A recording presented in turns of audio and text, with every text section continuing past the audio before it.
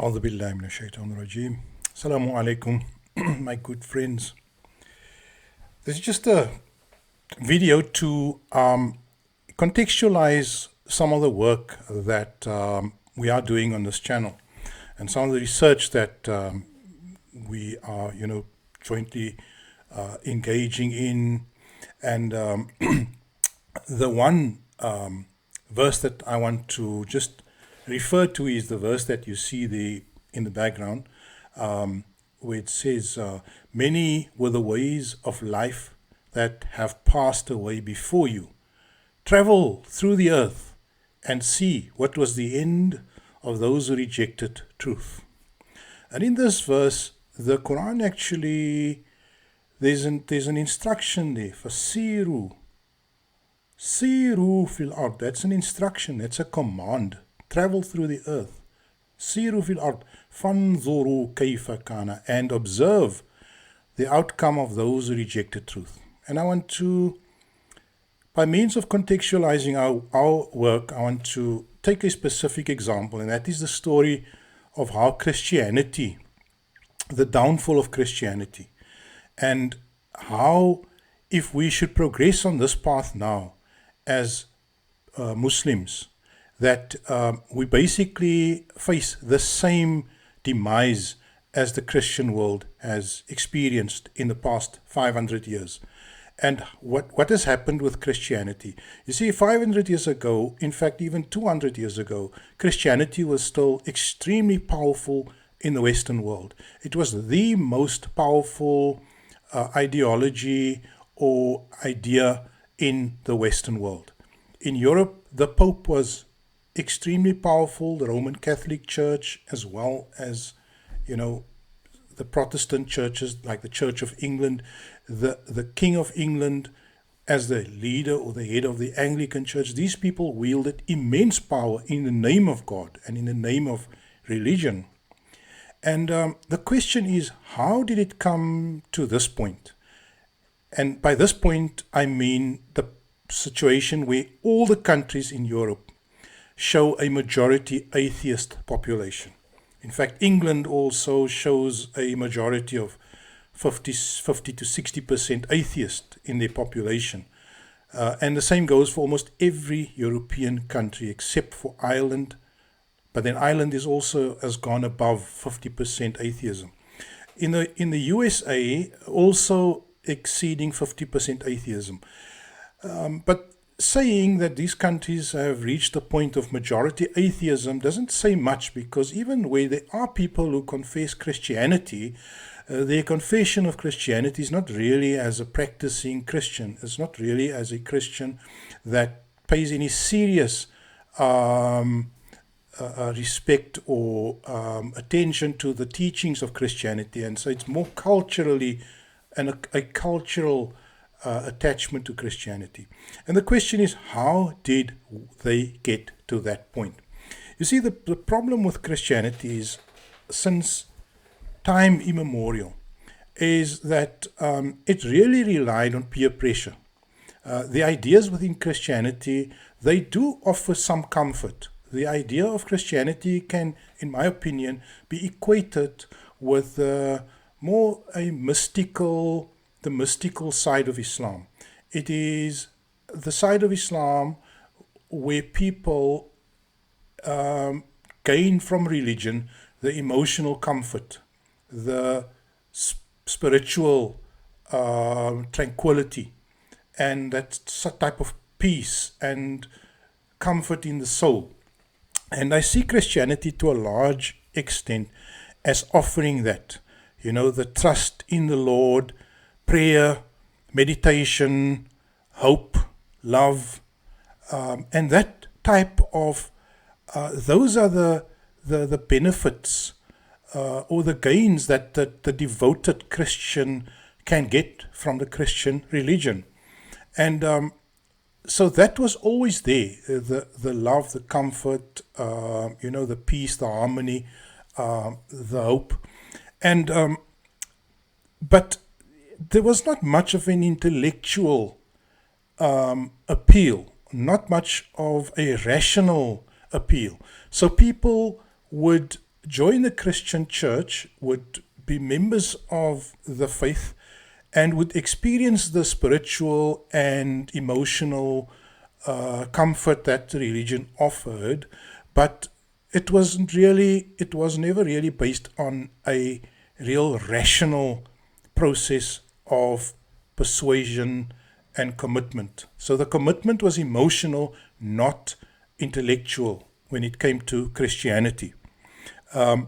So over the years, how do you keep it in place? Because when the West experienced the Enlightenment, starting around the 1500s, the 1600s, when Descartes came along and arguing that I think, therefore I am, and bringing in the concepts of rational thinking, of logic, of empiricism, then Christianity came under attack, because now the Enlightenment taught or brought the idea of rational argumentation and reflection.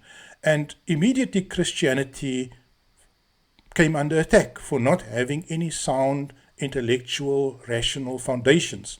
But it still survived by virtue of the peer pressure, by virtue of, just pure social pressure. And people would remain in the church because stepping out of the church would mean stepping out of the community and experiencing alienation within their community. And it was really only that type of peer pressure kept Christianity alive and kept it sort of in practice, in a state of being practiced. And the churches were full because generally the social pressure around attending the church, complying with the rituals, doing, whatever is required of you to be a Christian, whether it's midnight mass on Easter, whether it was, Lent, or whether it was just Bible reading, or whether it was just being at church on Sunday, or just, dressing up in a certain way, having a certain cap, the women. So all of these practices and rituals were kept in place so purely on the basis of social pressure. But what happened is, towards the French Revolution, where the human suffering reached a very, very high level, where poverty had gone through the roof, where hunger and starvation was the order of the day in Europe. And of course the French Revolution erupted in 1789, where the masses just went on the rampage and declared their hatred and their animosity towards the so-called middle class, or the elite, the nobility, and crushed the nobility, tried to crush the nobility. We know how that ended. The nobility made a comeback in a different form and shape. But what the nobility did, what did happen in that revolution, is that those who ended up on top, the end of that revolution, they identified the Christian religion as one of the causes of the problems within society. And Christianity was dealt the most severe blow ever, probably. Because then the division within French society, which at that stage experienced severe sectarian division between the French Huguenots, those who followed the new reformed understanding of Christianity, versus the traditionalist Roman Catholic Christians, who were always a majority in France. So that sectarian split that led to the persecution of the French Huguenots, who were really a reformist group, who were more egalitarian in their outlook, who discarded or discounted the prime position of the Pope and the bureaucracy within the church, who decried that hierarchy in the church, and who went for a more egalitarian sort of flat structure in their church. That sectarianism was also then condemned by the revolutionaries of France, and people like Voltaire. They actively developed arguments against Christianity. For example, in Spain, there was some massive disasters. If I can recall reading this history, there were some earthquakes in Spain during that time, during the time of these great French philosophers and thinkers like Montesquieu and Voltaire. They in fact used the suffering and the plight of the people to shun or denounce the role of God and of religion, and to promote atheism. So one of the favorite lines of argument that people like Voltaire used was that why would God send you these earthquakes? It's not to test you, it's to punish you for not abandoning the silly idea of religion. And so all of these rationalist arguments, turning the emotional understanding or the emotional investment in Christianity on its head, what happens is that people just dropped the religion en masse. Throughout the 1800s, religion became less and less and less of a force within French society, and in fact in British society as well. In fact, Britain, a century before, in the 1600s, they had already parted in a huge way from Christianity, when they actually decapitated the king as the head of the Anglican Church. And they then already abandoned their commitment to religion. Well, the English was never that committed. The French was really the most committed Christian country in Europe. I mean, the cathedral at Notre Dame, the great cathedral is not at Notre Dame for no reason. And the great kings of Europe, the famous kings from the line of Charlemagne, and also the descendants of Charlemagne. These are people who literally took the cudgels up after the failure of the Roman Empire, and they became the Christian authority within Europe. And the emblem and the insignias of these armies of Charlemagne were the cross. And so the French Revolution brought an end to the commitment to Christianity. And what we've seen in your memory, if you are old enough, you will probably have seen the final death nails in the coffin of Christianity in the past 20 to 30, 40 years, where atheism just completely overtook any semblance of Christianity in the West. Before 1989, when the atheist world was really the communist world, it was really the Eastern Bloc, it was Russia and Eastern Europe. The atheist world have now become the West. And strangely enough, the Eastern Bloc, Russia and the countries that used to be in the Eastern Bloc, are still more Christian right now. So countries like Hungary are more Christian, or not Hungary, I believe, I think Hungary would be more Christian now than America or than Britain or France. So what we see is that emotional investment, that social pressure, is not enough to keep the religion alive. And what you've seen in the last 20 years will just accelerate. Where I stay in this part of the world, I've seen so many churches being converted into mosques. You might have seen the same in Britain and in the USA, where churches are being converted to mosques because there are nobody attending the churches.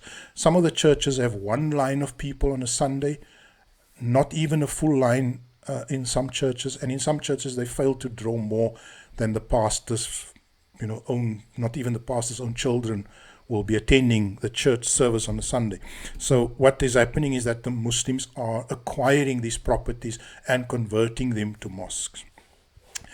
But now we come to the point of this video. You see, since the Christian religion, the demise of Christianity in the world, we've seen it, it is there, it went from 99 to 0 in a matter of 3 or 4 centuries, maybe maximum 5 centuries. What we as Muslims are experiencing is very, very much the same. You see, Islam is not Christianity. Islam makes somewhat more of a rational appeal. somewhat more. But with the advent of hadith and with false teachings, Islam is also pretty much entering the realm of making an emotional appeal on its followers. So no longer is it a purely rationalist appeal. It has become an emotional appeal. And we know, how do you enforce an emotional appeal in the face of a massive rationalist world? When the world or when the society is rationalist, how do you sustain emotional commitments? You only sustain it by violence. You can only sustain it by coercion, by threats, by blackmail and peer pressure. And what we're experiencing today in the Muslim society is that type of peer pressure, where they can't exercise the threat of excommunication or making you a pariah within Muslim society. They will actually go and physically assault you or attack you, as we've seen with some prominent people on YouTube. That Mufti from London, from the UK, the young Mufti with a six-pack and the fancy hairstyle, Abu Layth, where he's in fact suffered a physical intrusion and a physical assault on his person or on his family. So Muslims are unable, because they are emotionally invested, and their only commitment to Islam is an emotional commitment, not a rational and intellectual commitment.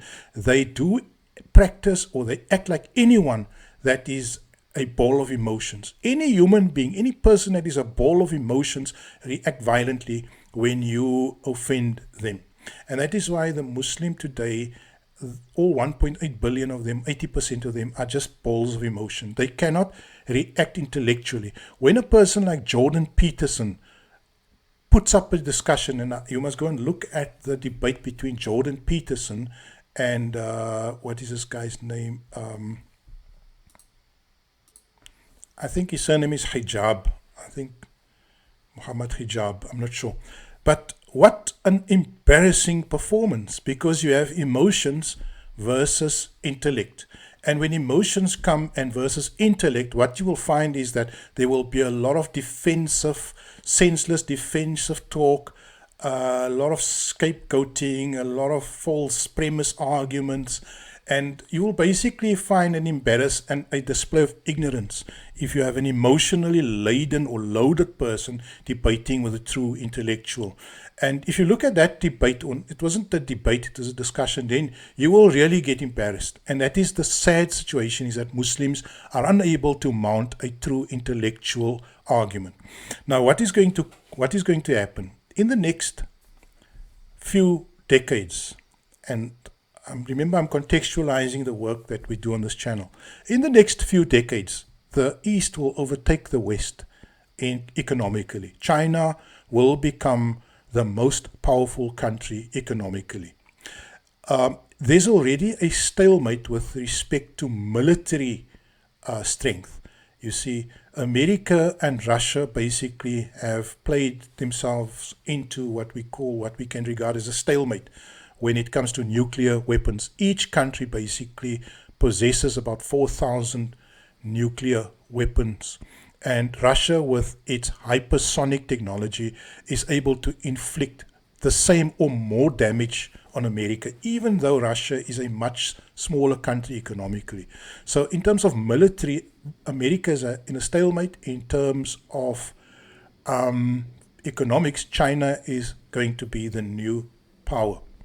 And not just China, the countries of Asia will generally all benefit in China's rise. And that is why the Brent and what is the name of that? The new Silk Road.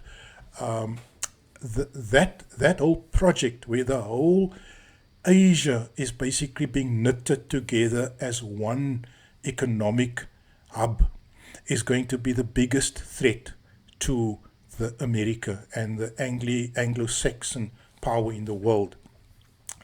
So what will happen is, when China assumes that position of supremacy, and including Asia, including parts of Russia, parts of the Middle East, Iran, probably much of the Arab world will probably share in that dominance, the new dominance of Asia.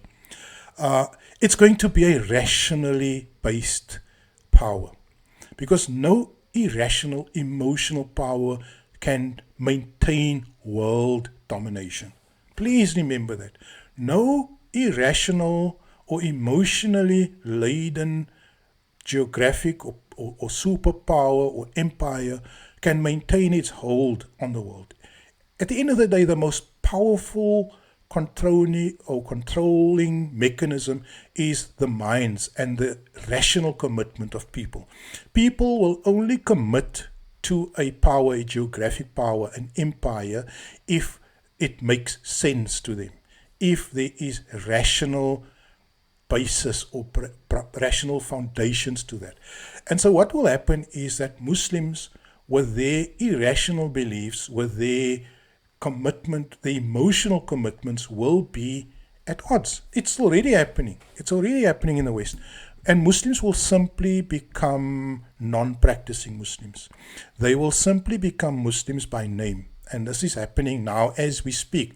Muslims are becoming Muslims by name. In terms of their commitments in their lives, it is towards a modern, Western, secular type of existence. They go to university, they become an engineer, or a doctor, they practice Western medicine or Western engineering or Western whatever arts, and that is how they excel in this world. It's not through their commitment. Islam is a part-time practice. Islam is a hobby. Islam is a weekend thing. It's something they do during weddings and death commemorations. It's not something that is in the core, in the mainstream of their lives. And so that is where Islam will end up, in the spare time, in the extra time, in the part-time of people's lives. And from there, it will be banished outside of people's lives, as happened with Christianity. And that is, my brothers and sisters, why we are here.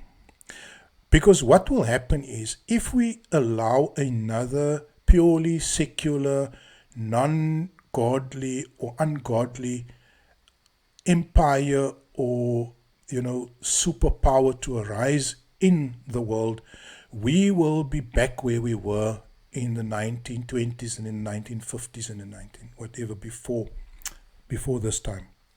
You see, the real ethos, the real worldview of Islam is not a secular world next to a part-time commitment to God. The real worldview that we have from a quranic perspective is where the commitment to God, where the commitment to the divine is itself knitted into the rational fabric of that rational society. So we don't worship God as an outlandish act outside of our rational faculties, but we worship God as part of our transcendental understanding of reality. So our transcendental assumption of reality includes the empirical reality, the reality that we feel, see and touch and hear, coupled with reality we infer logically based on what we feel, see, touch, smell and hear. So our senses guide us towards the reality that is transcendental, which is the creator, the sustainer, the provider of comfort, the Lord of the universe, the master of the universe. And we as Muslims who are committed to the rationalist, realist view of the universe, a transcendental realist view of the universe, argue that we can have a rational society that has God, that has a transcendental view of metaphysics, of cosmology, of cosmogony. We can have a transcendental intellectual basis on which we build our society. And then the Quran will become meaningful. The teachings of the Quran will become meaningful. The principles of salah, the principles of charity, the principles of kindness, the principles of justice, all these beautiful teachings in the Quran will become mainstream. They will become part of the fabric of society and not part of the periphery of society. And I hope you will share with me that vision, my dear friends. You can see that vision is that we are not wasting our time with all the new cowboy Salafis that are preaching and that have millions of followers. These new generation of cowboy Salafis with six packs and sculpted beards or with bushy beards, they are only a temporary resort, my dear friends.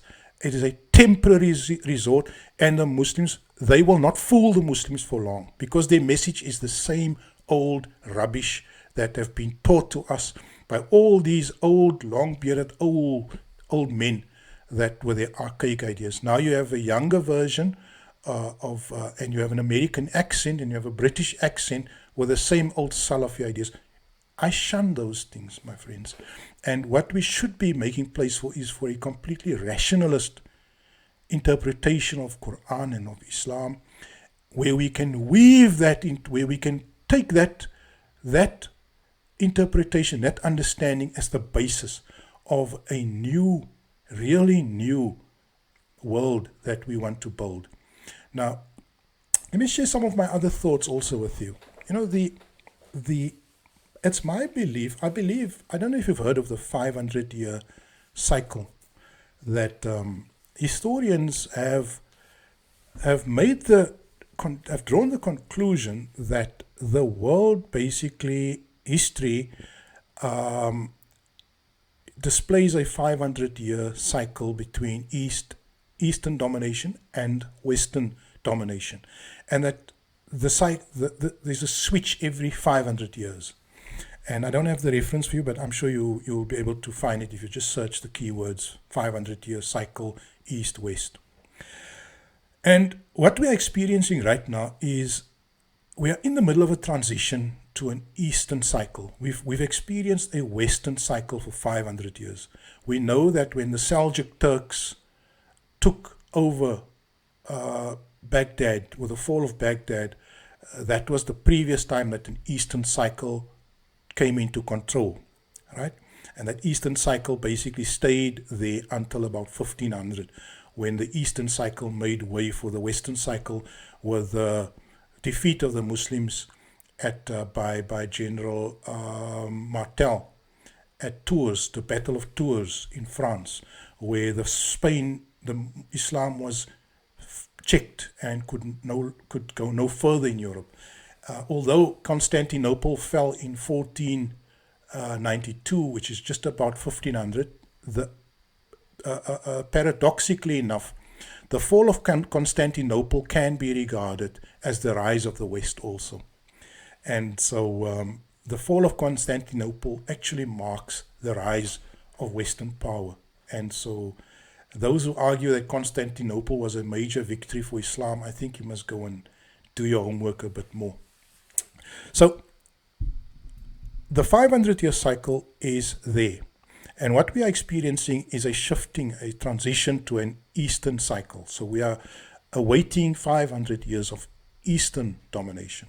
But the point I want to make, the reflection I want to offer you is that, you see, China itself has never been a deeply spiritual or a highly philosophically driven country. I mean, the discipline is there, the self-discipline, the work ethos, the principles of Buddhism are there. But Buddhism is not a theistic philosophy. It's not a philosophy built on a God at the center. And so China and much of the East has often, the religious guidance has in previous cycles drawn from Middle Eastern religious philosophies. And so in a previous cycle, when the Seljuk Turks took control of the Muslim world and of the East, the children of Genghis Khan, with the fall of Baghdad. Also, when was that? Around 1200, around there. Then the philosophies, the ideas, the spiritual impetus, the ideology that informed those powers were drawn basically from Middle Eastern philosophy, and they drew on the work of Ibn Taymiyyah and people who were basically based in the Middle East. Right. Why am I saying this? I'm saying this because as the East rises for its new era of domination, it will once again source its deeper philosophy, its deeper spiritual content from old Middle Eastern ideas and religions. It's very obvious that Iran, Lebanon, Yemen, these are the countries that are more rational than Sudan, Saudi Arabia, and other Gulf states. In fact, these madhabs, the Zaydi, the Ithna Ashari, the whatever, all these madhabs in these countries, assume rationalism as one of their core principles. And that is why it's always difficult to debate with Shias, because they actually apply always very shrewd or sound rational argumentation. Whereas the Sunni approach has always been to use coercion and fear and dictatorship to get the population to fall in line, to toe the line. And so they've always been, Sunni countries have always needed strong men to run their countries, because they simply would not be able to maintain control through rational principles and ideas. And to conclude, what I'm saying is that when the East is going to have that thirst, that hunger for spiritual content, for depth, for spiritual and philosophical depth, we should have done our job. We should have produced a body of intellectual thought. And I'm not referring to myself here. I'm a very, very small cog in a bigger machine. We as a generation of rationalist scholars committed to the Quran, committed to a rational outlook on the world, committed to a transcendental realism, we should be able to deliver the goods. When that superpower that rises in the East is going to look and is going to be hungry for that spiritual content, because that will happen, we should have produced this in the structure, the intellectual content that will take the world to the next level. And my brothers, in conclusion, what I want to say is that many of the problems that the West has faced, many of it, the limitations that they have faced in terms of science, in terms of travel, space travel, I believe will be solved when the world embraces the transcendental understanding of reality. When the rationalist Quran principle, idea or foundation is provided to a new economic superpower in this world, I expect some of the most toughest problems, the cure to cancer, the cure for cancer, travel, the limits on speed, travel through the universe, the limits of providing energy to the world at a much greater scale without the cost to the environment. I believe that all these tough challenges that the West have suffered because of their insistence on a empirical reality, and a non-transcendental reality, where they've refused to identify the existence of deeper realities that escape human perception. I believe that such a grand new empire, of such a grand new power, spiritual power, political power, economic power in the world, will clear the way for us to solve those problems. You see, cancer is not a simple problem. The sickness of cancer is a complex problem. The cause is not simple. You see, the causes of cancer cannot be nailed down in allopathic medicine, in Western medicine, to a single cause. It is an extremely complex cause which crisscrosses genetics, it crisscrosses lifestyle, it crisscrosses physiological factors. It transcends the normal causal approach to any disease.